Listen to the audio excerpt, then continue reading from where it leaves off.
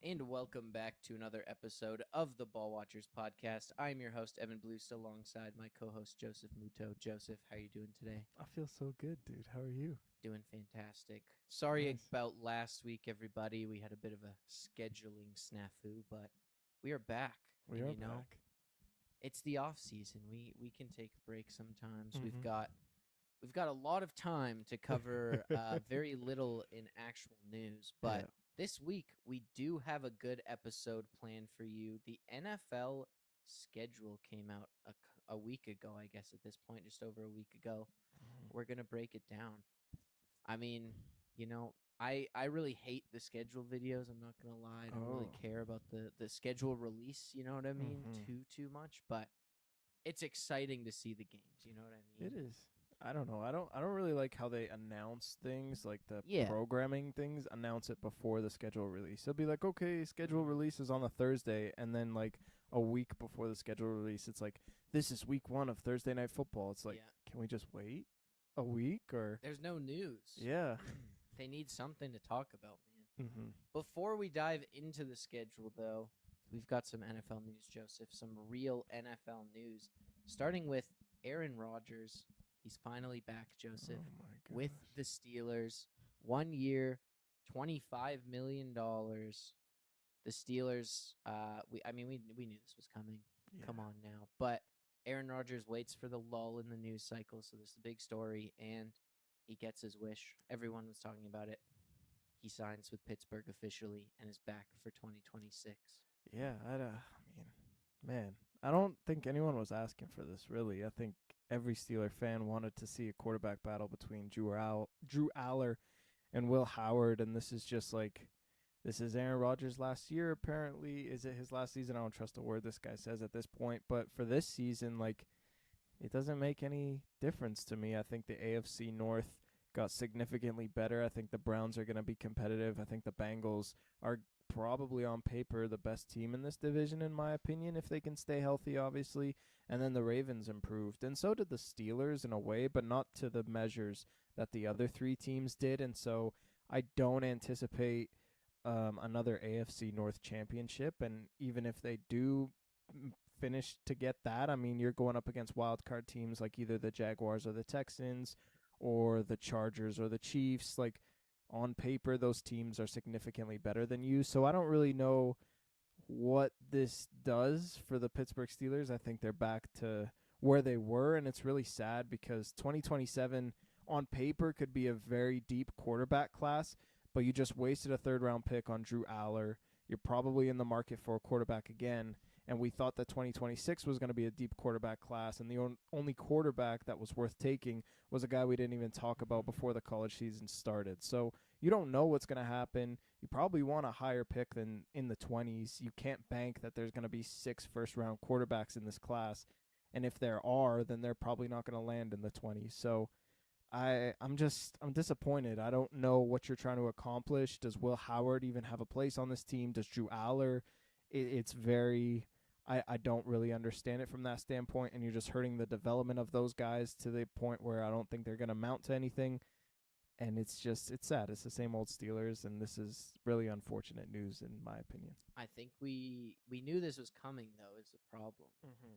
Mike McCarthy, as soon as he was hired, I think you knew Aaron Rodgers was coming back for this season because Yeah. why the hell would you hire Mike McCarthy except for that reason because he was Aaron Rodgers' old coach in Green Bay. I mean, it didn't seem like they had the greatest relationship when Mike McCarthy left Green Bay, but Yeah. I guess it was good enough. So Aaron Rodgers is back. It's crazy to get $25 million, but I guess that's like base starting quarterback money these days. So Mm-hmm. it's only a year too. It's not like they were going to spend that cap anywhere else at this point in the offseason. So it is what it is. I don't hate it for the Steelers, but it is like it's exactly what you're saying. They're going to be mediocre again. They're going to be moderately competitive in this division.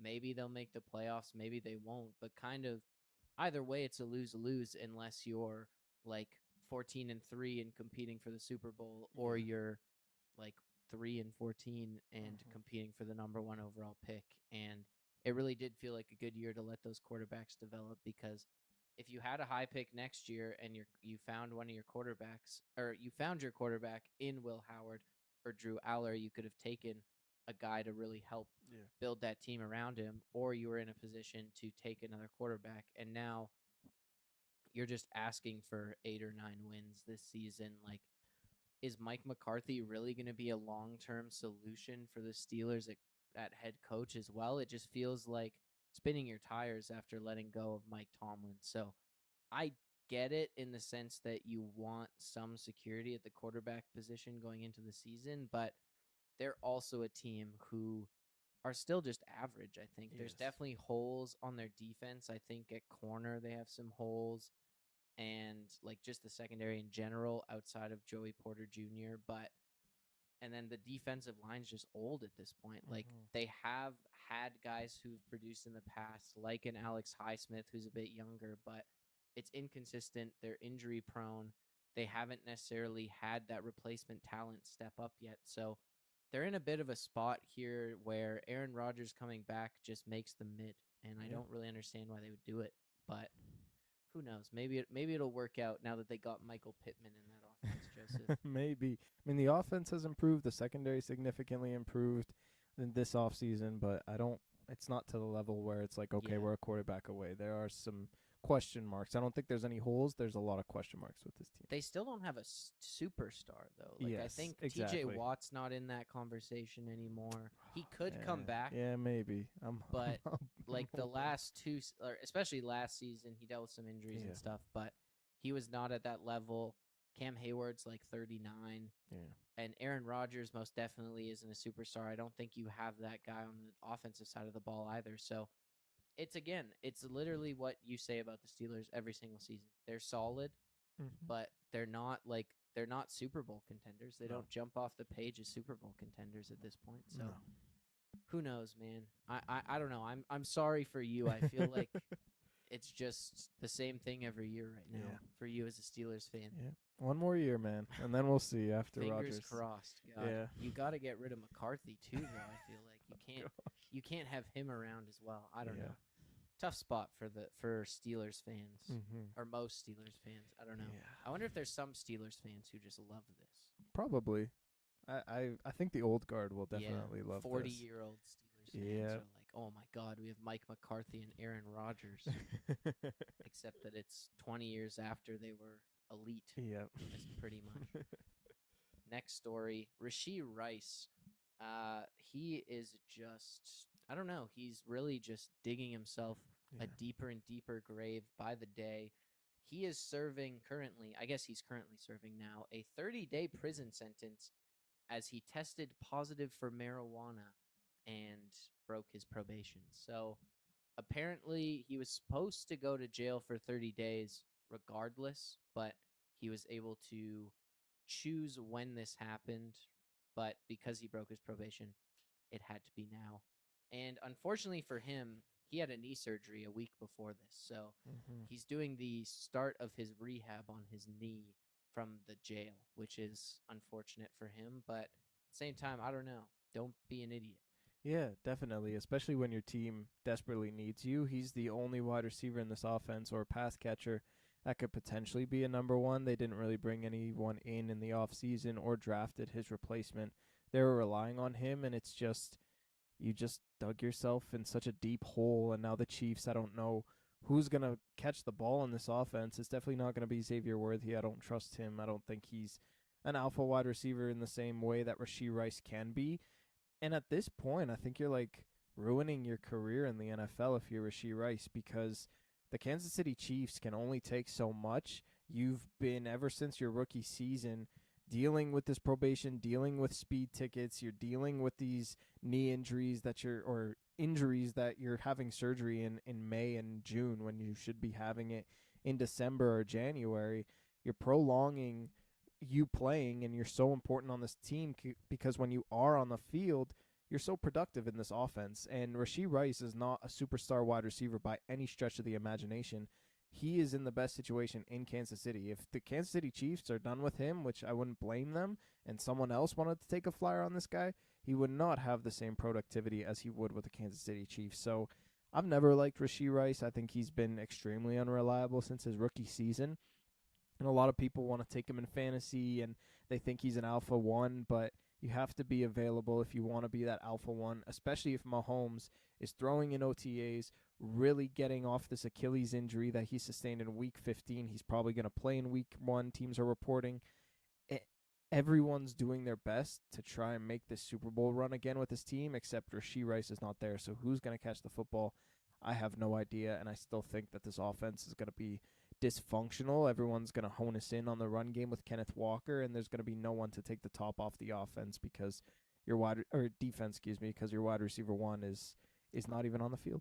Xavier Worthy, this is your time. Oh, gosh. We've waited 3 years at this point for you to show up. No, I mean, I don't care if players smoke weed, but you know, if it's in your probation to not do drugs or drink or whatever, just don't do it, man. Like, it's not that hard. I think that, I mean, you're making millions of dollars. There's got to be something else you can do. Yeah. You know what I mean? It's tough. It's also just bad timing. I mean, I feel like you can't get good rehab in a hospital, or not in a hospital. You definitely can get good rehab in a hospital.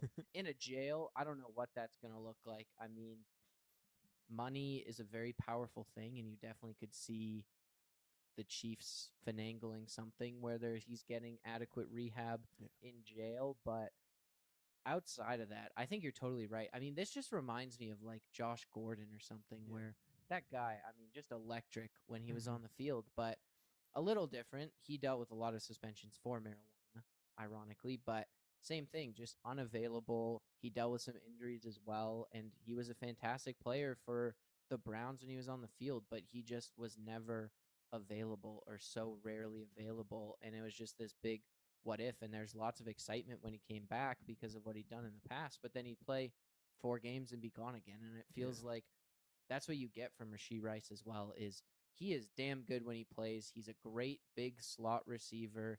He's great with the ball in his hands. He gets open. He has great chemistry with Mahomes, but at the same time, he's missing half the season at the very least. It feels like every single year he's missing crucial games down the stretch for the Chiefs. I mean, they could have used him loads of times last season. He just wasn't available. And then you're relying on Xavier Worthy, on Travis Kelce, on who Tyquan Thornton or whatever as well. Like random guys to be the primary pass catchers in your offense, and you just can't have that as the Chiefs. Mahomes can only make so much happen, and I mean, you had guys in the early days of Patrick Mahomes, like a Demarcus Robinson, be huge producers for the Chiefs, but at the same time, you still had prime Travis Kelce and prime Tyreek Hill on that team. So I don't really know what the passing game's going to look like. And I mean, Rashee Rice, I haven't heard anything about the NFL or seen anything about the NFL suspending Rashee Rice because of this, but I don't think that's off the table. So if he's also missing time come the start of the season due to a suspension because of this, like that's a terrible look as well. He also is going to be behind when it comes to OTAs and stuff. He could start the season slow. It's just a bad look. It's bad timing, and the Chiefs need him. He'll at least be available come the start of the season, but who knows what that knee is going to look like comes week 1. I think he'll start slow at the very least. They need to be in on the A.J. Brown talks. I know the Patriots already have a done deal, but they are. Yeah, they need to be because I think they're that wide receiver one away from being contenders again. If Mahomes is revamping the way that he is and they're really pushing this year, especially with the improved defense, like they have to get an alpha wide receiver. They cannot go in as Xavier Worthy as your number 1 pass catcher. That would be hilarious if they just swooped in and stole A.J. Brown from the Patriots. I would love that, to be honest. But I mean, it's just like the most Eagles thing ever, you know? Like Howie Roseman just wheeling and dealing. It's like, oh, yeah, you're totally going to the Patriots. We totally have a deal, Patriots. Like, actually, never mind. Like, last minute that someone else comes in and steals them off the table. I could totally see that happening. But they do need help, man. They didn't really bring anyone in. They don't have anyone developing into that wide receiver 1 role. Travis Kelce's getting older by the day.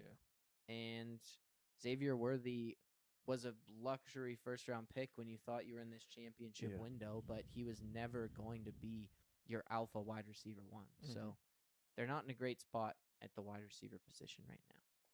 Next up, Derwin James signs a 3-year, $75 million extension, making him the highest paid safety in the league, Joseph. The Chargers locked down one of their superstars on defense. Yeah, he is.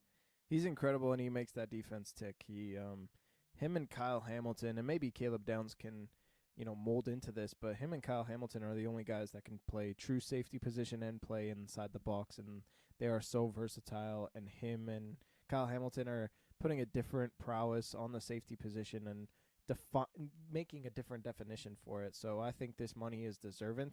I can't believe how much money the DBs are making. I think this makes him only the fourth highest paid DB in the league, behind Trent McDuffie as the number one with $31 million. So it's a crazy amount of money, but at the same time, I think Derwin James more than deserves it. They don't really have anyone else in that secondary, especially in the Chargers and basically overall on that defense. So Derwin James has been there for a long time. It's 3 years. I think once this 3-year deal's up, he's probably close to retirement, or definitely close to retirement. He was drafted in 2018. So, yeah, I think that kudos goes to him. He's been doing it at such a high level for such a long period of time.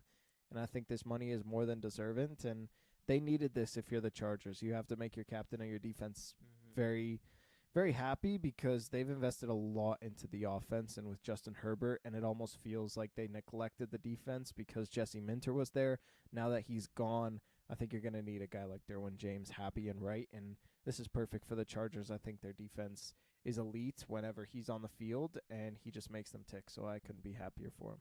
He's also their captain. I mean, I think that's a hugely important part of this as well, is they love Derwin James, I think, in that Chargers locker room. And just overall, like, that's a guy you want to keep around for as long as you possibly can. He is fantastic. He's one of the most underrated players in the league, I think. He just doesn't get talked about, and that's because of the position he plays. But I think people know Kyle Hamilton more than they know Derwin James. And I think Derwin James was drafted. He was just drafted ahead of his time, I think, before the big nickel was truly a needed NFL position on defense. And he was fantastic as a rookie. He dealt with some injuries early in his career, but he has been fantastic as he's aged, and he has aged into this era of the NFL perfectly. The box safety, he's big, he's physical, he stops the run, he hits hard, he can cover tight ends, he can cover receivers, he can play deep safety. Like, he plays all over the field for the Chargers, and that versatility is so valuable in this day and age. And I mean, you're right. There's not a lot of other players like it. And I think that these nickel players need to start getting paid money, need to start getting more attention, because you look at guys who have been drafted recently, Cooper DeJean, even a guy like Nick Emanwari playing that role. Like, I mean, Emanwari and DeJean both fell to the second round. You think of guys like Brian Branch a couple years ago who also fell to the second round. Like, they are so critical to what defenses are doing these days, and they deserve to be paid like it, because they're playing corner, they're playing linebacker, they're playing safety. They're all over the place on defenses. They have to be so versatile, so smart, so good in the run and the passing game. Like, they're critical. I love seeing a guy like Derwin James make some money here. I think Kyle Hamilton is going to get paid in a year. Oh, yeah. He's going to make big time money. I can't wait. I love it. I think this is the way the NFL's going, man. It's important. You need those guys with the flexibility. Yeah, definitely. And I think there's always going to be more emphasis on the defensive ends, but the market has, fluctuated so much, and it's boomed basically, and now you're getting these guys, these DBs making so much money. It's good to see, because they deserve it for sure. The way the NFL is played right now, I mean, you have 13 personnel coming back, but athleticism is at its peak. You need a guy who can cover an athletic freak at tight end, but also come downhill and blow up a spot. So these guys are important. You need to be fast enough to run with the fast guys, but strong enough to make plays downhill. So I think they're hugely important. I love to see Derwin James getting his money here. Oh, yeah. It almost feels too late. I feel like he got forgotten for so long, but Definitely. he's such a good player. He's so fun to watch. I love Derwin James. Yeah. Good for him. Congratulations, sir. Okay, it's time. The NFL schedule was dropped recently, and we're going to break it down. We broke it down into quarters of the season.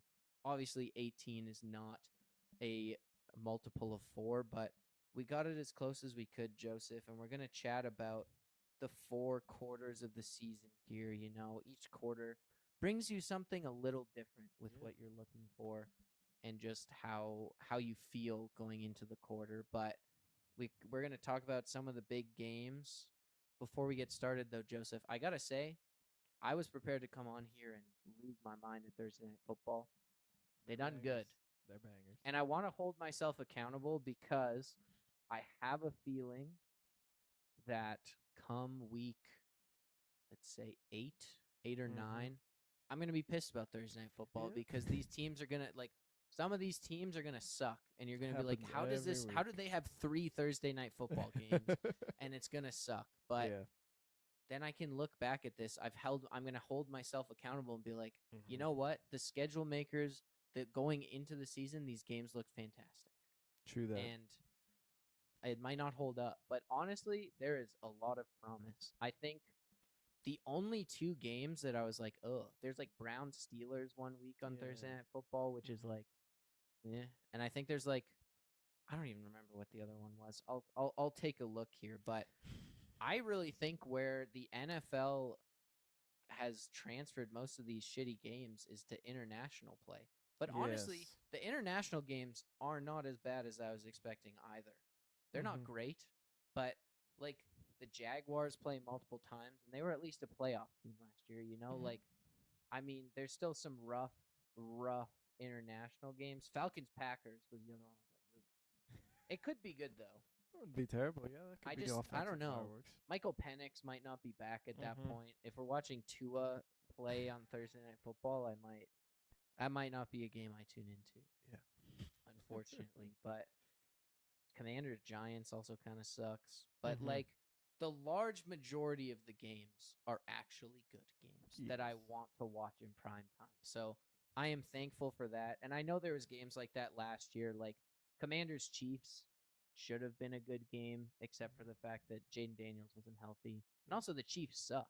Like it was just like bad situation, but going into the season, that's a good game. But this year, those games look good, man. Damn good. And you started off in week 1. The first quarter of the season, weeks 1 to 4. The first Thursday Night Football game is Rams 49ers in Melbourne. What a crazy game. That is wild. Oh, my gosh. So the Patriots Seahawks play on the Wednesday, and then the 49ers Rams play on the Thursday. I'm pissed. Well, actually, no. I should be happy about that, I think. Why are you happy? Well, because Seattle, you play on a Wednesday, which kind of sucks, but it's week 1, and then you get the most break you basically possibly could going into week 2. So as a Seahawks fan, I feel like that is good. That is very good for you guys. And you play at home, so so back-to-back great games. Those are 4 teams where they could be Super Bowl contenders, and I just really like the slate of games, especially from weeks 1 to 4. They put all the great teams together because you know these teams down the stretch are going to get injured, and then it starts to slowly dwindle down as the weeks 5 to 9 and 10 to 14. They start to get like lesser games, and you can really weed out who's going to be the better team. So have these great teams beat up on each other early. I really like it, especially from weeks 1 to 4. Yeah. I think the big thing in the first week is all your expectations get shattered. You know what I mean? I think that there's teams who we thought were going to be good who look terrible, and there's teams who we thought were going to be pretty bad who look great. And I think that weeks 1 to 4 allows you to kind of recalibrate your expectations, but putting the best of the best against each other in those first weeks makes a lot of sense because there's teams you are sure about. You know what I mean? Like the Broncos are going to be good. The Eagles are probably going to be good. The Rams, the 49ers, Seattle, they're going to be good. The Bills, I think, are up there as well. Like, make those teams play each other. Yes. In the first weeks where those are teams you are fairly confident will be good and will give you good competitive games early. And then, you'll have the random games later in the season with those exciting teams later. So I like it from that perspective. I mean, there's some great games. Lions Bills week 2. I think the Bills and the Texans also play in week 1. Like, Mm-hmm. I don't know. There's some Rams and Broncos in week 4, Eagles Bears week 3, 49ers Broncos. Like, this is just like those last 4 teams in each conference playing each other over and over again next season. So, I Mm-hmm. love it. Yeah, I love it too. And the thing is, it's like there's only, I don't know, 6 bad teams in the NFL, I'd say. Like the Raiders and the Browns and the Dolphins, the Jets, the Cardinals, and maybe the Titans are in that list. But I have high hopes for the Titans. But even still, like, that's 24 teams that are highly competitive and I think can really make a significant impact. Yeah. So you're not going to have a lot of badly scheduled games when all the teams are so good. So I think this is the most competitive the NFL has ever been. There's really not a dynasty in the NFL at this point. There's really not a surefire team because if you see a team with no holes, there's also like 4 or 5 teams with no holes, like the teams Yeah. you just mentioned earlier with the Seahawks, the 49ers, the Rams.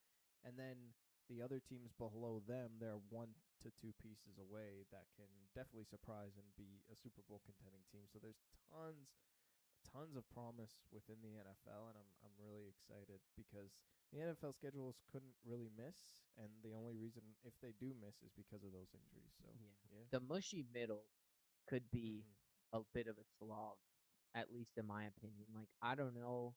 I know you might care more about teams like the Browns, but I'm like, I don't care at all. Like, even like the Commanders right now don't Yeah. move me at all. Like, there's a bunch of teams in this mushy middle where I'm like, I don't want to watch you play football, Yeah.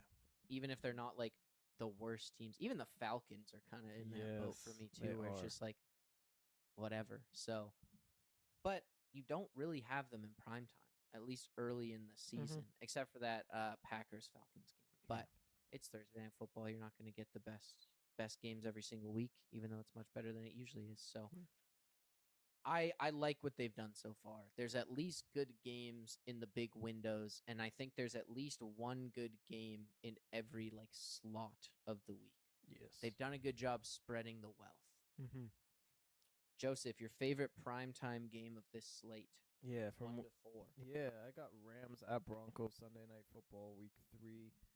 I'm just excited because both these teams play early on. I think after the first 2 games, we're really going to know if this team is all in, and I think both teams will be all in. I think they'll start off 2-0. It's still early in the year where there's not going to be a lot of injuries. The Rams might sustain a lot of injuries. I think Bo Nix coming back from that ankle surgery. He's going to be 100% healthy and full stride in week 3. So this is going to be an exciting game. I don't think that one team is significantly better than the other. I think both teams have absolutely zero holes. And Sean Payton versus Sean McVay, I think, is going to be offensive fireworks. But both these defenses are also elite. So it's going to be a perfect game. And I can't wait for this Sunday Night Football action. This is 2 teams where they don't have a ton of primetime games. Well, the Rams do this year. But even the Broncos, like, they're not a team with really big markets.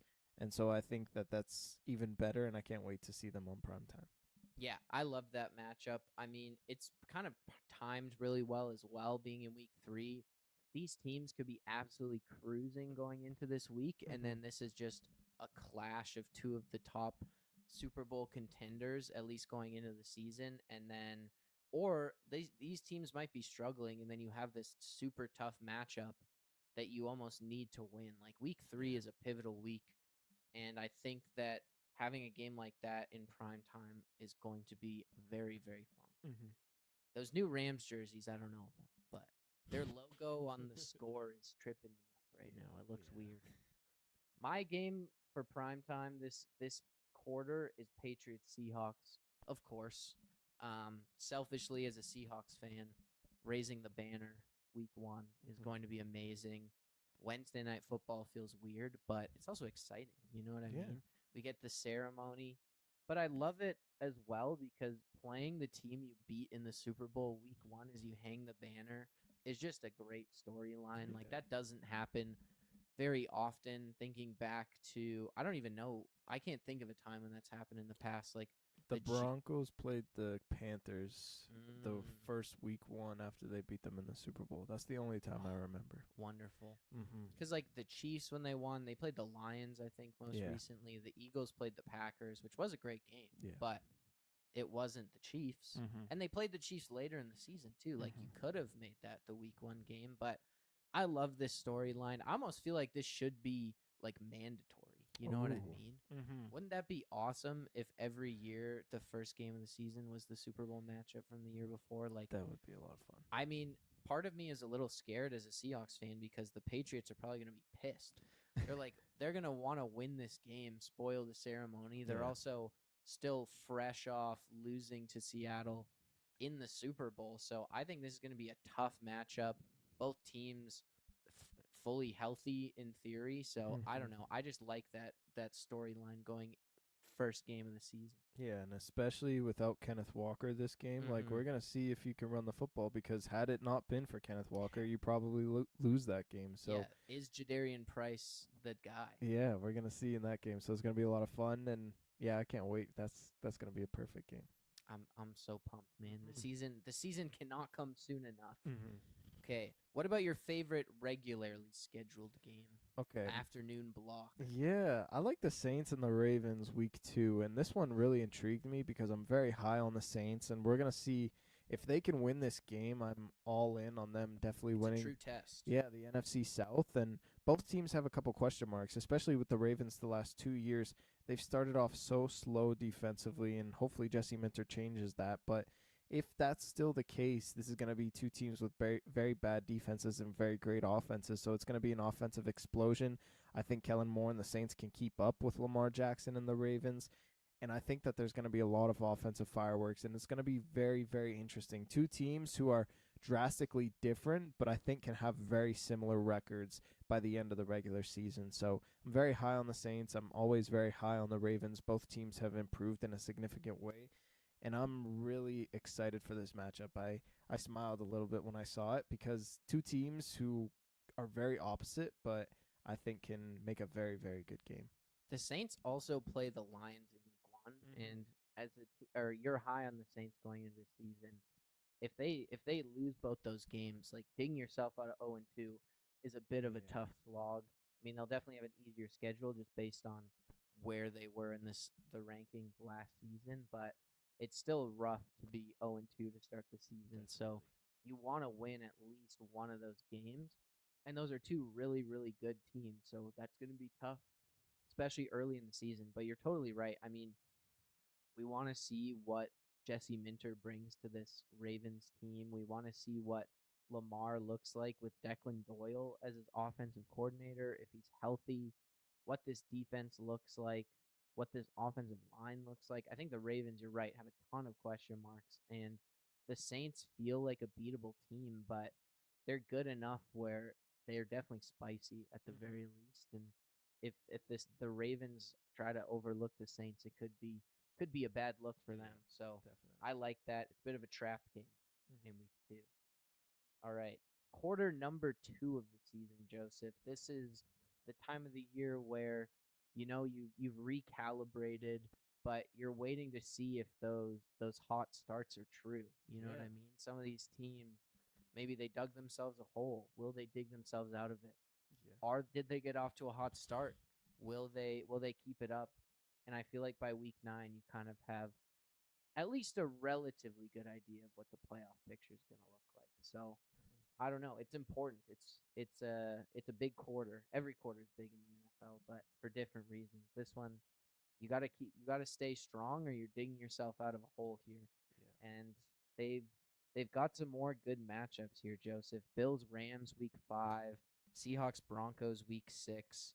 What a year for the AFC West and the NFC West to play. I love it. Yeah. Cowboys Eagles week 7. That's going to be a big divisional game, I think. Ravens Bills as well. The Bills have a rough schedule to start the season. Yeah. They play a lot of really, really tough games to start the year. So that could be a huge game for them. Packers, Patriots. Who knows what the Patriots will look like at this point? They could be one of those teams trying to dig themselves out of an early hole. Yeah, definitely. You never know. So lots of good games here, Joseph. Yeah, I really like I like this onslaught of games the most, like week 5 to week 9, just because you're trying to pick holes in teams that are really really good, Mm-hmm. and you're trying to bash teams that are really really bad who should have had higher expectations, and you don't really know. I mean, the Super Bowl champs, the Seahawks, they looked really good from this stretch in weeks 5 to 9. But you still had a ton of question marks. Is Sam Darnold still the guy who's turning the football over a ton in this slate against the Rams the first time they met? And so you still have a lot of question marks that need to be answered.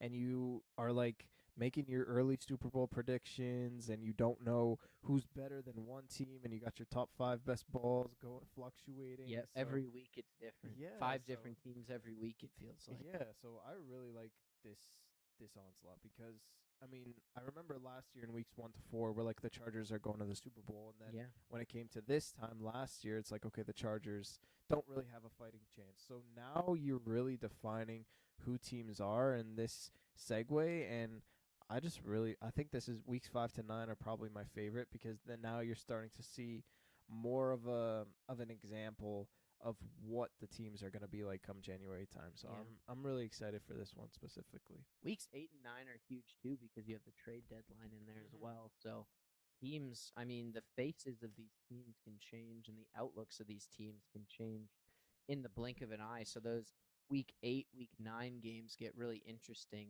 I Mm-hmm. mean, I don't know. The Packers or the Patriots, something like that in week 9 could be a whole different ball game than we're thinking right now. If one of those Definitely. teams decides to make a big splash at some position, really go all in at one of those or on this season. So I love it. I'm very excited for a ton of these games starting in prime time for me. Patriots Bears Thursday night football in week 7. I like this matchup a lot. I mean, obviously you have the Drake May versus Caleb Williams Yeah. storylines.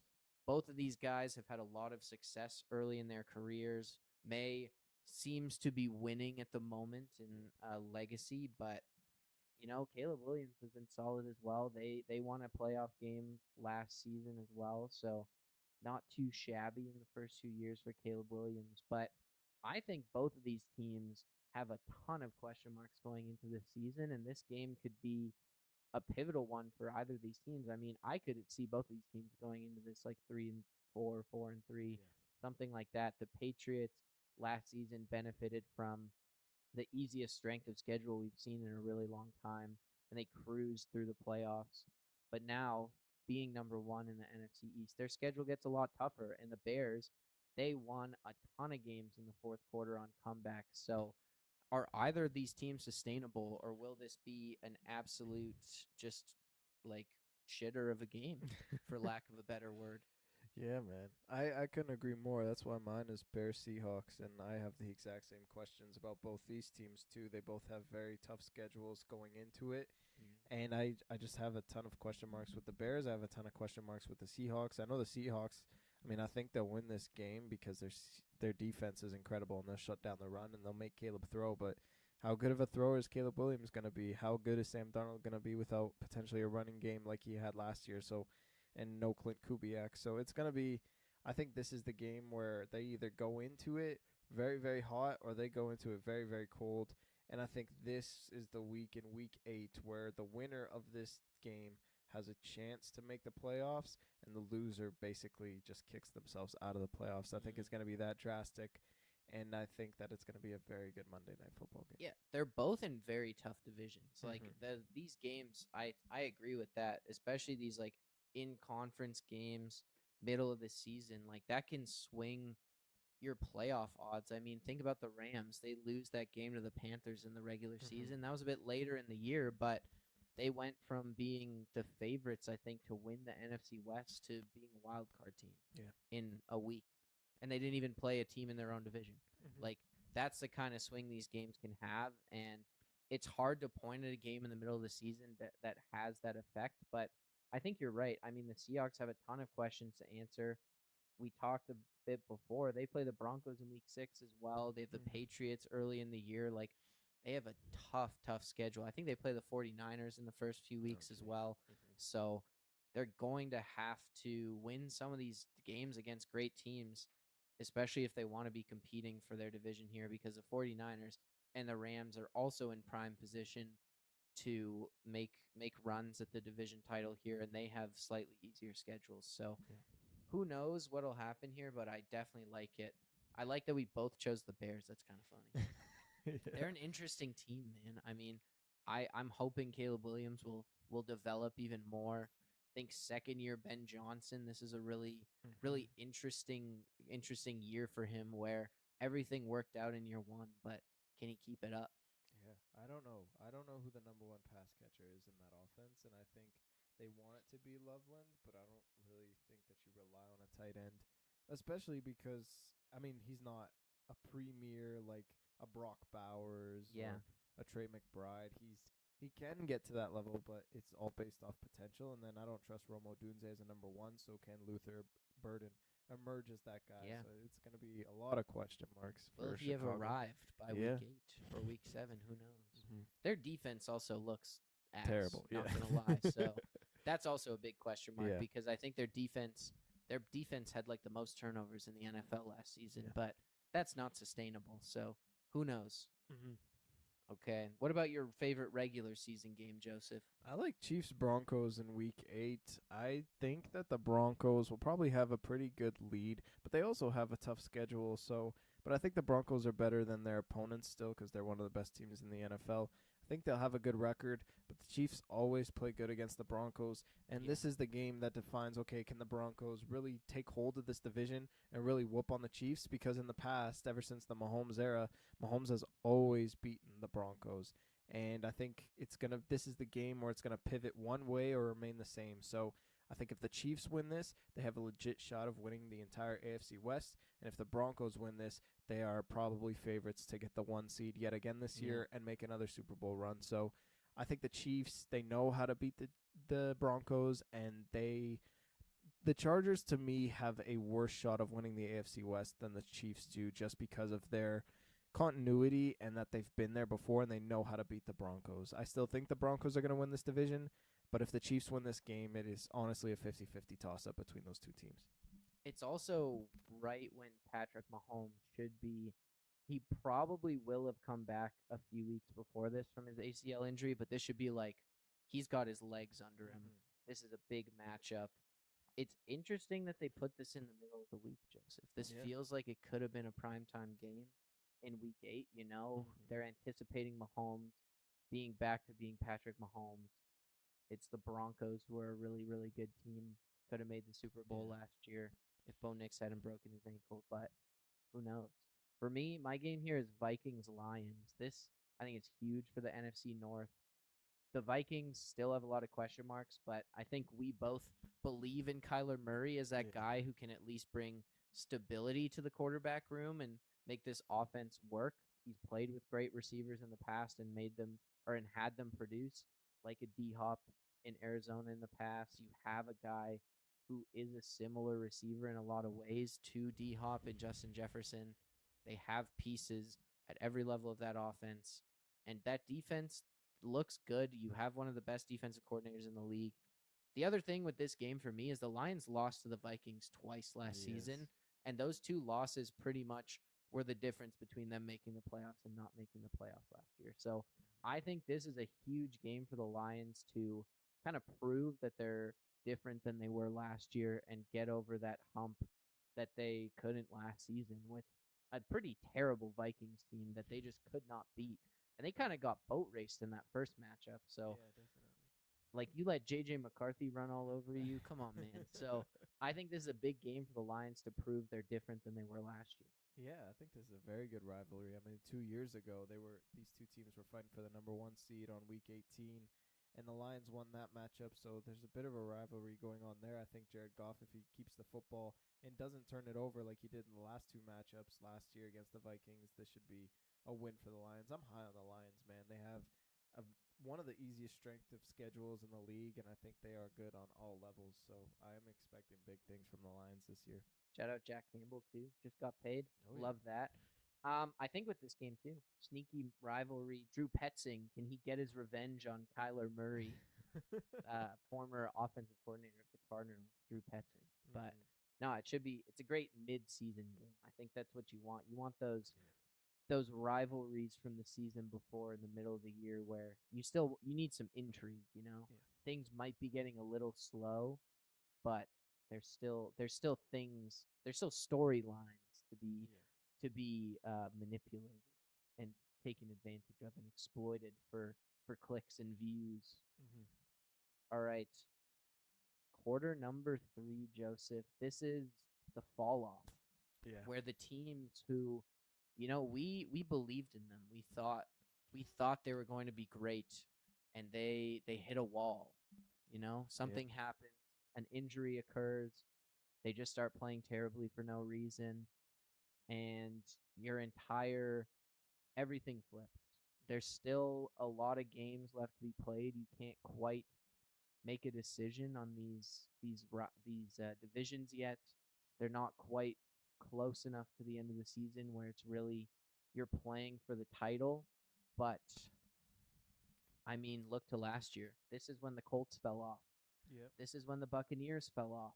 Mm-hmm. Two teams who we were very high on up until this point in the season. I think they were both at least in the top 5 best balls a couple times before this, and they both fell off a cliff and missed the playoffs. So the fall off quarter, Joseph. There's some Oh good gosh. games though.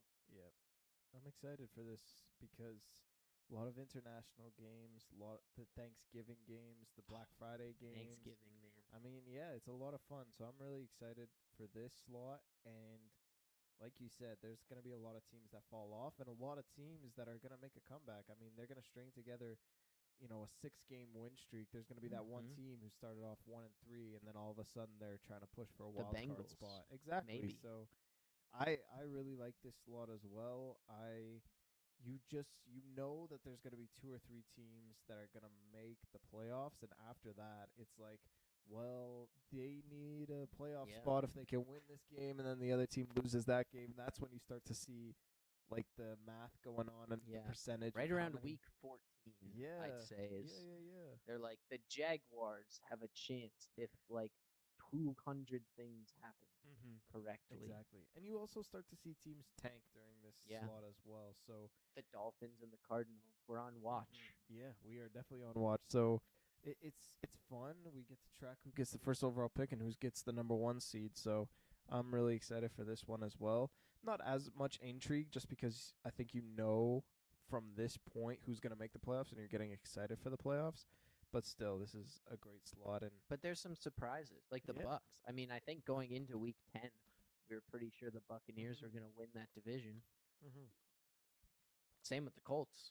Yo, And this is when the Texans started their heater, I feel Yeah, like, too. exactly. So, you got to love it. You're right, though. It is kind of the lull. yeah. I think post-trade deadline, you're still it's the mushy middle, you could say, of this NFL schedule a little bit, where this is where you get the teams who are like, I do not care at all about you. And it's sometimes it can be hard to watch the games. I Mhm. think life can get in the way. It's not a priority the same way. Yeah. You're almost waiting for the playoff. Not quite close enough where you have these like make or break games yet, really. But I don't know. Thanksgiving is a great slate this year. We've got some good games. You've Yeah. got what, Bills, Chiefs. You've got Eagles, Cowboys, I think, as well. Yeah. Like there's some intrigue going on there. What week is Thanksgiving? Oh my god, 12. 12. There we go. Yeah. Bears, Lions too. Like, come on, I love it.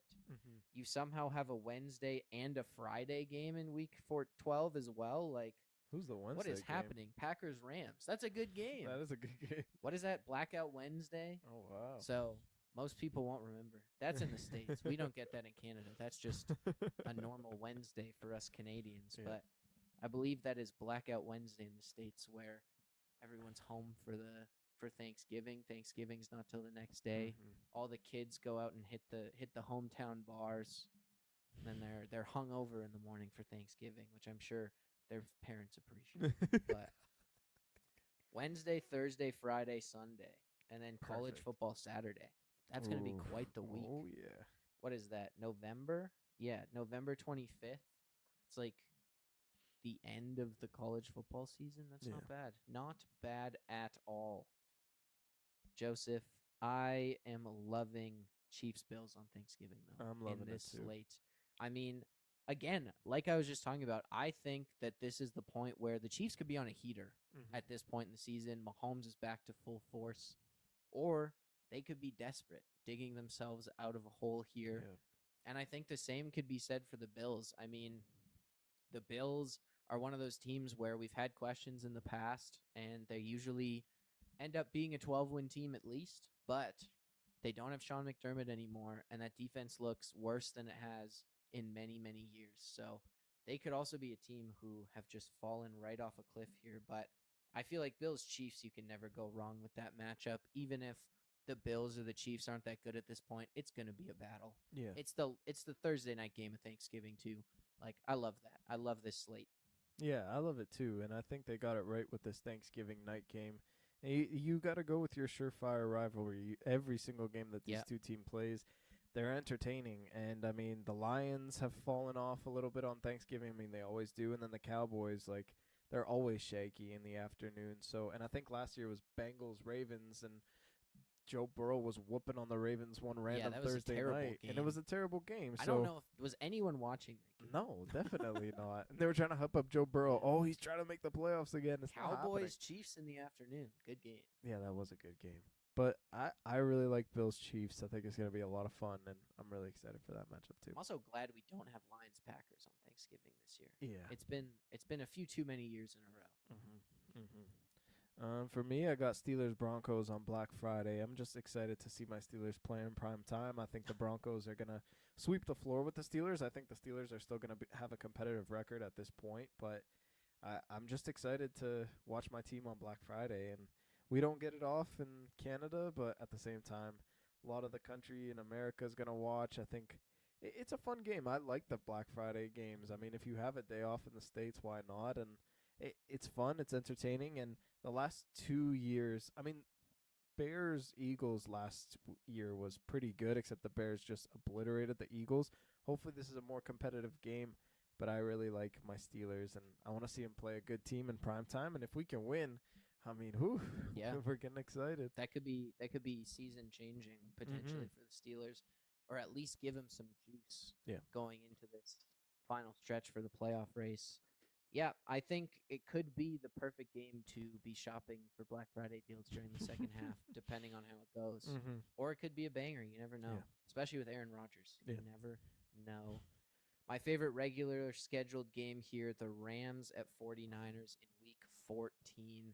They haven't played at this point since Week 1, and I think whichever team lost that game is going to be very hungry to win this game to maintain relevance in that NFC West. And I also just think the Rams and the 49ers play such fun games that Sean McVay, Kyle Shanahan rivalry is very enjoyable. I mean, that Mac Jones win over the Rams last season was pure entertainment. And I think that, I mean, the NFC West, those top three teams, all those games are going to be great games. And I'm very excited for this one in Week 14.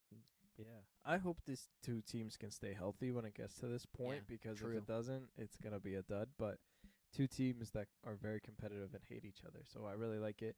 Mine is Buccaneers Ravens. I'm going to pick the Ravens again, I love but it. I really like the Buccaneers. I think they can bounce back from a very slow start in the second half of the season, and I think Baker Mayfield is just going to keep it level, put up elite numbers on a consistent basis, and I think that they're hungry for a win. This NFC South division to me is extremely competitive outside of the Falcons. Those other three teams are going to be fighting for that number one spot, and I think if you beat the Ravens here, you have a very good shot at winning the NFC South. And for the Ravens, like, you're going to be in another offensive shootout. Is Lamar Jackson going to be peak Lamar Jackson? Is he going to put up MVP performance? He's going to have to against this Buccaneers offense. And, yeah, I think there's going to be a lot of fireworks. And hopefully, but I'm more excited for the Buccaneers in this game. They go up against true competition, and if they can win, they're going to be serious contenders. Yeah, it feels like a prove-it game for both of these teams who did not beat a lot of good teams last season and also lost to a lot of bad teams last season, especially in the second half of the year. Can Lamar stay healthy? Also, last time these two teams played, I believe, is when Chris Godwin broke his foot or his leg. Geez. So, a little bit of history there. Not that that really matters, but that I think that was the last time they played. Also, I think in prime time. Oh. If I'm not mistaken, on Thursday Night Football. But Yeah, that'll be a good game. I think just watching these two teams, this is going to be a pivotal point in the season for these two where I mean, if they're just going to have to prove it. Are Yeah. they one of those playoff teams or are they going to be a 16th overall draft pick Yeah. kind of team? Mm-hmm. All right, Joseph, the final quarter, arguably the best quarter. Oh, okay. Some would say, who knows? But it is the race to the finish line, the mad dash. You've had the marathon of the season almost complete at this point, and this is where things really start to get tight. You're clenching your butthole watching these games, Joseph, because every play matters that much more, I think, especially in division. And I love what the NFL's done. I feel like this is new. Maybe I just haven't noticed it, but week 18's like all divisional games. I love that. Yeah, I think it's always been like that, Okay. Well, then I just started noticing it. actually. Props. I love that from the NFL, though. I think that's great. But there's some fun games. I think that this is where the teams who don't care are just out there doing whatever the hell they Yeah. want. And then there's the teams who are just locked in. There's going to be some fierce battles for the divisions. I mean, you think of that, week 16 Rams Seahawks game, week 18 Seahawks 49ers, classics, great games. And then, I mean, you look at like you have that, what was it, week 17 Panthers Rams that basically Oh knocked yeah. them out of contention for the one seed. Like there's so many things at play, I think. So yeah, this is the most important part of the season for a lot of teams and the most high octane part of the season, the regular season at Yeah. least. I think my favorite part about this stretch from weeks 15 to 18 is the Saturday games.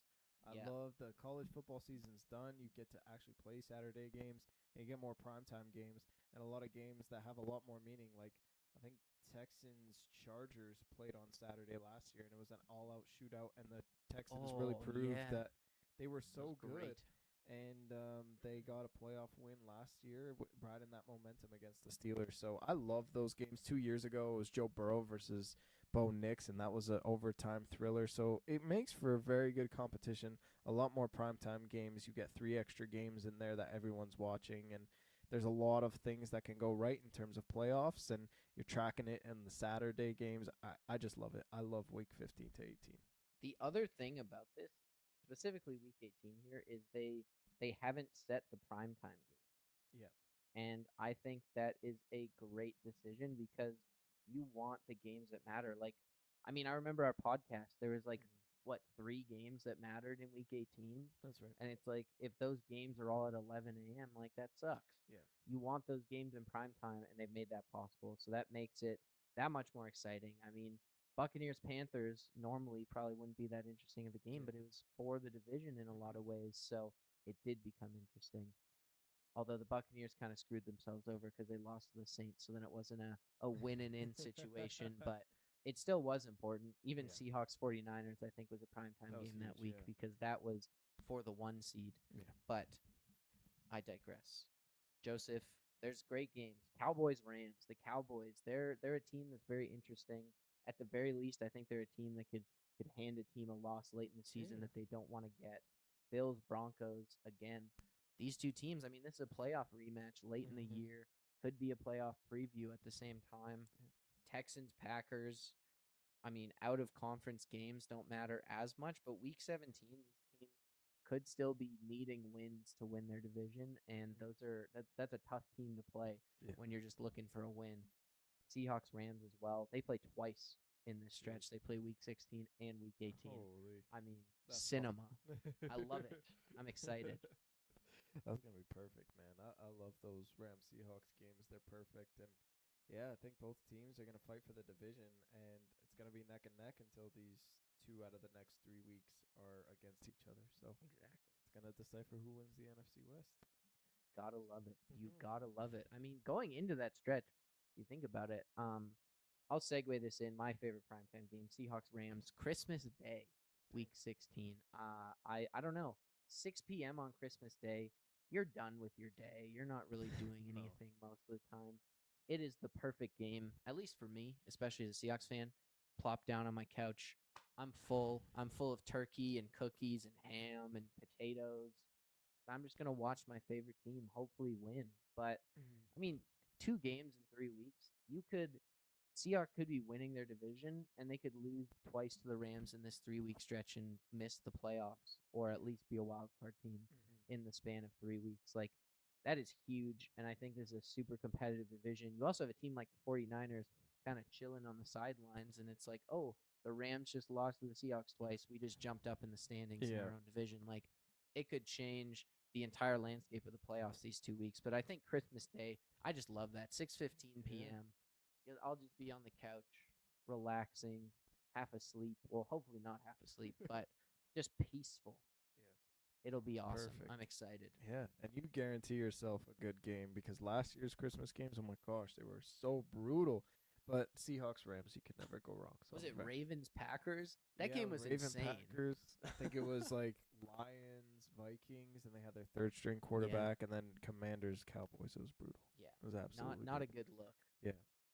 For me, my favorite primetime game is Ravens Bengals, and I Man, mean the Ravens, shootouts. Joseph. I know a lot of Ooh. shootouts. I only picked this game because it's on New Year's Eve, and I've never seen a New Year's Eve game Oh, before. And you that know, is interesting. I always remember like watching college football before I went out to the club on New Year's Eve and watching the college football semifinals. Now I get to watch the NFL, and I think that's going to be a lot of fun. And yeah, I think it's going to be really exciting to see these two teams go at it on New Year's Eve. And it's an in-division opponent before they go into week 15, 18. And I think these two teams are going to fight for the AFC North. I'm very high on the Bengals. I know they're injury prone. I know they have slow starts in September, but the Bengals, if they can maintain a good defense with that defensive line and Joe Burrow is healthy, I think their team on paper is better than what they had in the Super Bowl run that they had, and so I have very high expectations for the Bengals. I think they win the division. The Ravens, I mean, that's a big game because they play the Steelers the next week. I'm sure the Bengals. Why can't I find the Bengals here? The Bengals play the Browns. They definitely have the easier end of that. But yeah, I like that a lot. I think that again, the Ravens are just they're out to prove that they're different, Yeah. and I think that this could be their final test going into Week 17 because big win against the Bengals, depending on how the season's going. I mean, for both of these teams, right? Yeah. If this is a big win, they clinch the division, rest Yeah. your guys in Week 18, like. That's huge, especially to have a divisional game the week before you play another in-division opponent. If you can lock up that division a week early, you get a break. So I love that. Thursday night football divisional games, I feel like are the perfect games for Thursday night football because even if they're shitty teams, like divisional games usually happen to be more like crazy Big time. than out of division games. Because even like what was it, Seahawks Cardinals in week like 4 or something last year, that ended up being a really close game. Oh yeah, that's right. Even That was- though yeah, the no, that's Cardinals very were close. terrible, but it was like a one-score game, and the Cardinals were driving down the field trying to score at the end. So it's like those division games just end up being more crazy Yeah. than your average game, I would say. So Mhm. good to have it on week 17. I think that's you need a boost there, and I think that's a safe bet for an enjoyable game. Yeah. And all right, my favorite regular scheduled game, Joseph, Titans Raiders. Ooh. I think this is week 16. I like this because I think this will be towards the end of the season. Cam Ward will have made up our mind on, I think, at this point in the season. Regardless of, how the Titans look, this season's all about Cam Ward. And I think that we'll know what to expect from Cam Ward, but then we get to compare him to the new guy, Mendoza. I don't think he should play at all this season, to be honest, just because the Raiders are going to suck, but he'll probably be playing by this point in the season, if we're being honest. I think he'll have played a few games before this, too, realistically. He'll have his feet under him, and we can really see what he looks like against a team who is looking to be on the rise in the coming years in the Titans. So it's just an exciting matchup in Week 16, I like it a lot. I think this very much intrigues me. I'm looking at the script and I'm thinking, ooh, this is really nice because I'll call it now a year out. I think whoever loses this game will get Jeremiah Smith on their team. Because if you think about it, the other teams that are bad, the Cardinals, the Dolphins, the Jets, they're taking quarterbacks. These two teams have their franchise quarterbacks already, and then you're getting a generational talent. So I think I am very high on the Titans, but they're in such a tough division. I think that they're gonna have a bad record. Same with the Raiders. Whoever loses this game, I think, is gonna get Jeremiah Smith. So this Yeah. is a very intriguing game, and I'm really excited for it. I like that. The draft order point of view here. Yeah, The Titans too, honestly, if Cam Ward sucks and they get a high pick, maybe. they could just say screw it. We're Mhm. starting over. Yeah. So a lot of things could go, or it could go in a lot of directions here. I just like it because it's first overall pick versus first overall pick. I think both quarterbacks will be kind of at their top gear at this point in the season, so it should be an exciting game. Nice. Dude. Middle of week 16, there might not be a lot else going on. At least you can Yeah. throw this on and be like, what's Cam Ward up to? Yeah. Yeah, it'll be fun. Mine is Steelers Ravens. I'll pick the Ravens again for week 18. Did you pick the Ravens in every quarter? I think I did. Ravens. I don't know, man. I don't know how I feel about the Ravens this year, but they're just always Apparently a fun intrigued. regular season team. I don't know, man. I still have high hopes for Derrick Henry.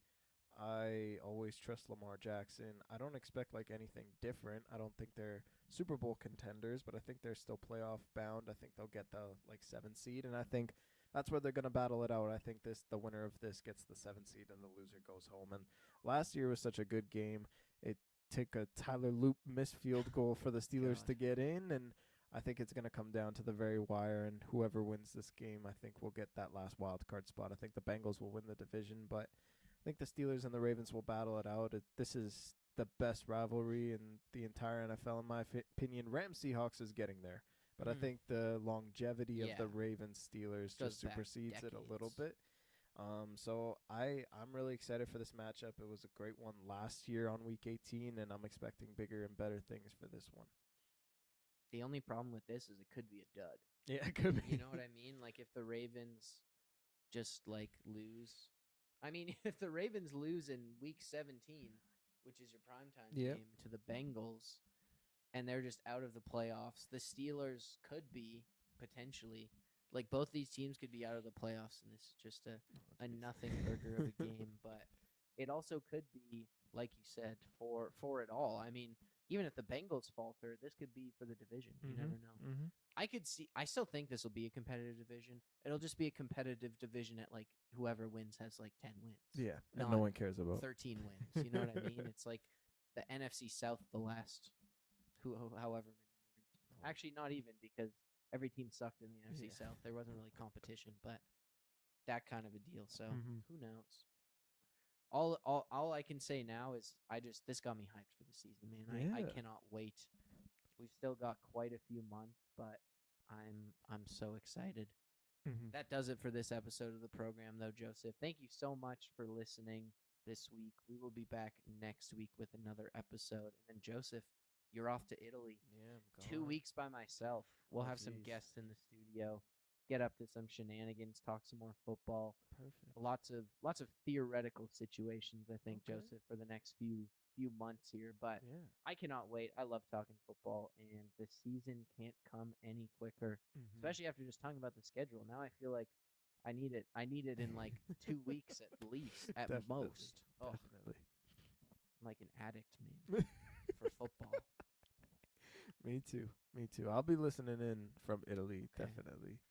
You can get it over there, confirmed. Yeah. I was able to listen from Europe when I was there last summer, so don't you worry. It'll be out. It'll be out there in Italy. It might come out at like 3 in the morning. But, that's fine. You'll listen to it whenever. While you're on the beach, you're laying there on the beach, listening to it in your headphones. I love it. But yes, we will talk to you next week. Make sure you follow us on Instagram and TikTok at Ball Watchers Pod, and on YouTube at Ball Watchers. We live stream on YouTube every single episode, so make sure you check that out if you have not. All right, Ball Watchers, stay up. We will see you later.